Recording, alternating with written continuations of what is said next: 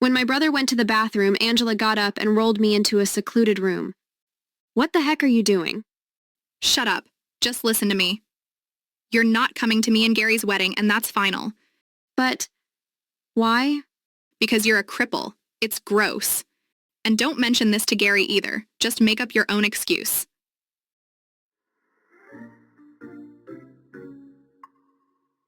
Growing up was difficult for me. My earliest memories consist of bullies at school making fun of me because I was disabled. It wasn't always this way. I used to be one of the top female basketball players in my country. Until one fateful day when I was 11 years old, me and my family were on vacation at our local amusement park.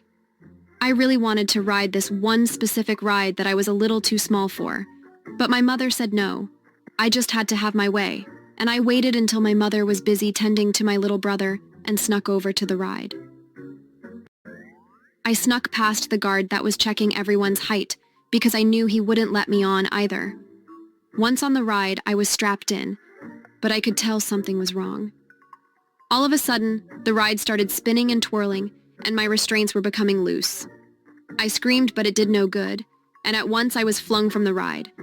I landed on my side and completely shattered both of my legs and my hips. I was rushed to the hospital and found out days later that I would probably never walk again. My name is Gracie. I'm 24 now, and I have been in a wheelchair ever since. The worst part about my accident was that I was never able to play my favorite sport, basketball, ever again. I tried playing wheelchair basketball, but it just wasn't the same.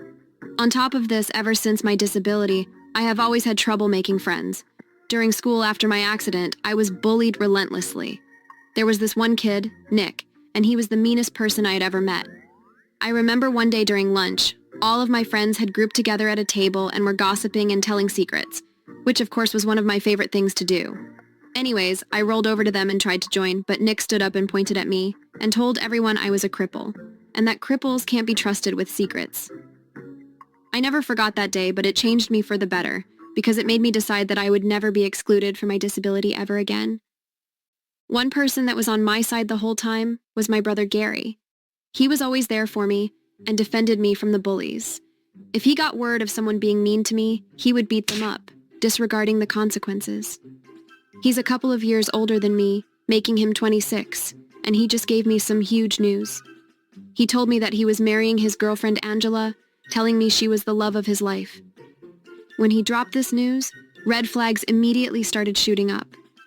First of all, Angela was over 20 years older than him. She was 50 years old.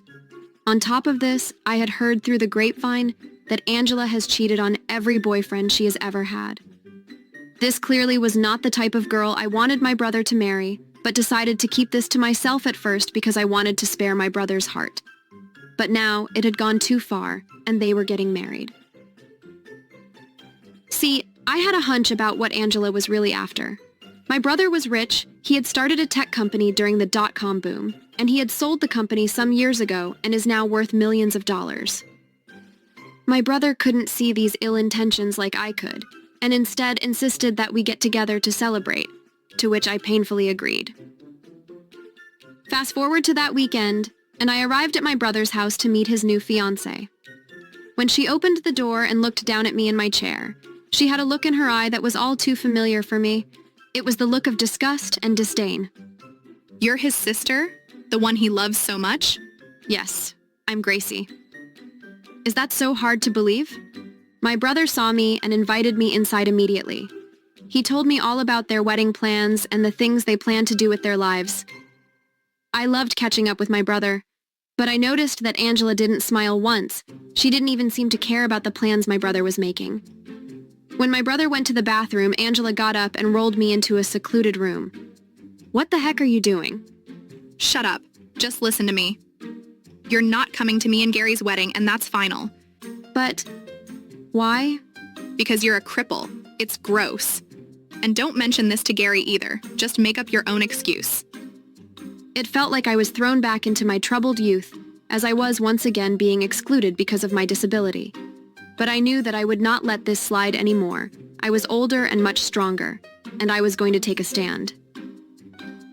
I knew that at first I had to keep calm, so I just told her I would listen to her, and make up some excuse to tell Gary. The rest of the visit went by in a blur as I was plotting my revenge. I realized that to get this evil witch out of me and my brother's life for good, I was going to have to prove it. I knew that my brother would never believe his sweet Angela would say something so harmful to me, as my brother has a tendency to go blind in situations where love is involved. The very next day, I decided to tail Angela. I recruited my best friend Ashley to drive me around on my mission. I knew she was probably cheating on my brother, since she was just after his money anyway. After Angela left work, we watched as she drove to a motel and went into a room with an unknown man. I couldn't say I was surprised. Luckily, I had brought along my professional camera, and I snapped a few pictures of the two walking into the room. But this wasn't enough, so I rolled over to the window and snapped a picture of the two kissing. But I made a huge mistake. The flash of my camera was on, completely giving away my hidden position outside of her room. Angela came storming out of her room and glared at me with unhinged rage. Oh look, well, if it isn't the ugly cripple. I sprung into action and pulled my phone out discreetly to record Angela's verbal harassment. Once I was recording, I knew just what to say to set her off. I knew it. You were cheating on my brother. You are evil. Yeah, and so what? Your brother is a little nerd. I only want him for his money. As soon as we got married, I knew I would be in the clear to divorce him and take half of everything. Plus, I could never accept a cripple like you as my sister-in-law. It's disgraceful. You know what, Angela? I feel sorry for you. I rolled away back into the car with Ashley, and we drove off. I have to say, I took no pleasure in revealing this evil side of Angela to my brother, who was hopelessly in love with her. He even threw up when he saw the video and pictures of what his fiancée from hell was really up to. But his sad demeanor slowly transitioned to rage, and he was ready to confront Angela. He called her and told her to come over immediately. How could you do this? I trusted you, and you threw it in the trash. I want you out of my life immediately, and you won't be getting a dime either. What? No, she must have faked it. That stupid cripple. Save it, Angela. Get out of our lives. My revenge on Angela had inspired me and motivated me in ways that I had never felt before. I felt like a new person. I felt like I could do anything. I looked down at my legs and thought about what I would do if I could do anything. That day, I pledged to begin a new journey, the journey to learn to walk again. I expressed my newfound love for life to my brother and explained my plan, and he agreed to fund my journey by buying me the best physical therapist money could buy, along with the high-end equipment to go with the therapy. For the next year and a half, I dedicated every second of my waking being to regaining movement of my legs. I still remember the day I took my first step without any help. I have never cried so many tears of joy. Today, although I walk with a cane to this day, I'm living proof that anything is possible. Oh yeah, I almost forgot to mention something. Last week, I walked into my favorite donut shop that I go to every weekend. I saw a sad-looking man in a wheelchair, and I went over to say hello since I sympathize with those who are in the same position I was once in. When I got all the way up to him, I practically dropped my donut. It was Nick, my bully back from grade school.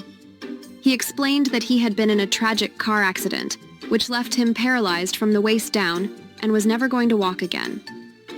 I felt a sense of karma, but to be honest, I did feel bad for him.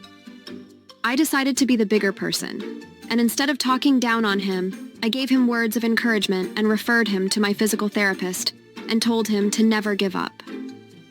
What do you think? Should I have played my cards differently, and was I too harsh on Angela?